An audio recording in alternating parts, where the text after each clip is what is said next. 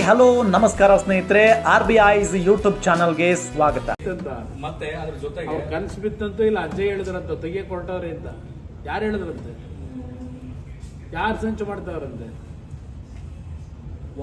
ಮಾಡ್ತಾ ಇರೋದು ನೀವು ಮಾಡ್ತಾ ಇದ್ದೀರಿ.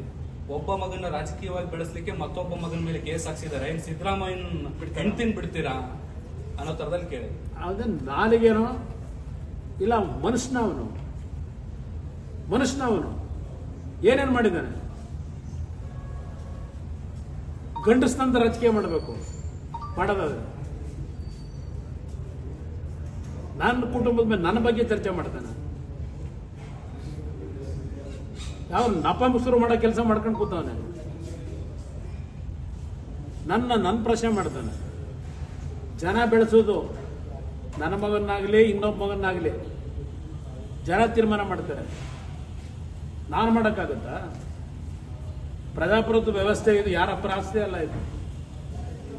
ಜನ ಯಾರನ್ನ ಬೇಕು ಅಂತ ಆಯ್ಕೆ ಮಾಡ್ಕೊಳ್ಳೋದು ಜನಕ್ಕೆ ಸೇರಿ ಇರ್ತಕ್ಕಂಥದ್ದು, ಯಾರಪ್ಪನ ಆಸ್ತಿ ಅಲ್ಲ ಇದು. ಅವ್ರಿಗೆಲ್ಲ ಉತ್ತರ ಕೊಡ್ಬೇಕಾ? ನಾನು ಯಾರ ಮೊನ್ನೆ ಅಜ್ಜಿ ಹೇಳಿದ್ದಲ್ಲ, ಕೊಚ್ಚೆ ಮೇಲೆಲ್ಲ ಯಾಕೆ ಕಲ್ಲಾಗ್ತೀಯ ಅಂತ. ಮೊದಲು ನೆಟ್ಟಿ ಬದುಕದ್ ಕಲೀರಿ. ಕೆಡಕಿದ್ರೆ ಹುಷಾರು ಶಿವಕುಮಾರ್. ನನ್ನ ಹತ್ರ ಮೆಟೀರಿಯಲ್ಗಳು ಬರ್ತವೆ, ಯಾವಾಗ ನಾವು ತೆಗೆದಿದ್ದೀವಿ ಭೂಮಿಯಲ್ಲಿ ಬದುಕಕ್ಕಾಗಲ್ಲ ಅಂತ ಮೆಟೀರಿಯಲ್ಗಳು ಶುರು ಆಯ್ತವೆ. ಆಯ್ತು, ರೇವಣ್ಣನ ಮಕ್ಕಳನ್ನ ಹಾಕ್ಸೋದಕ್ಕೆ ಏನೇನು ಮಾಡಿದಿರಲ್ಲ. ನಿಮ್ಮಲ್ಲಿ ಯಾರನ್ನ ಕಳಿಸ್ಬೇಕು ಅಂತಕ್ಕಂಥದ್ದು ಭಗವಂತ ನಿರ್ಧಾರ ಮಾಡಿದ್ದಾನೆ. ಉಳ್ಕೊಳಕ್ ಸಾಧ್ಯ ಇಲ್ಲ.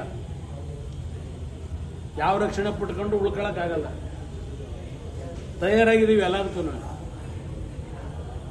14 ವರ್ಷದ ಕೇಸ್ ಇಟ್ಕೊಂಡು ಈಗ ಅಲ್ಲಾಡ್ಸ್ಕೊಂಡು ನಿಂತಿದ್ದೀರಲ್ಲಪ್ಪ.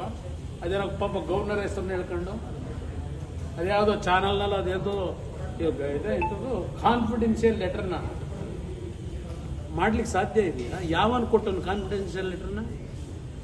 ಸರ್ಕಾರದ ನಡುವೆ ಗವರ್ನರ್ ನಡುವೆ ನಡೆದಿರತಕ್ಕಂಥ ವ್ಯವಹಾರನ ಯಾವನಪ್ಪ ಕೊಟ್ಟನು? ಇದಕ್ಕೆ ಇಟ್ಕೊಂಡಿದ್ದೀರಾ? ಏನೇನಾಗುತ್ತೆ ಅನ್ನೋದು ಕಾದು ನೋಡಿ ಸ್ವಲ್ಪ.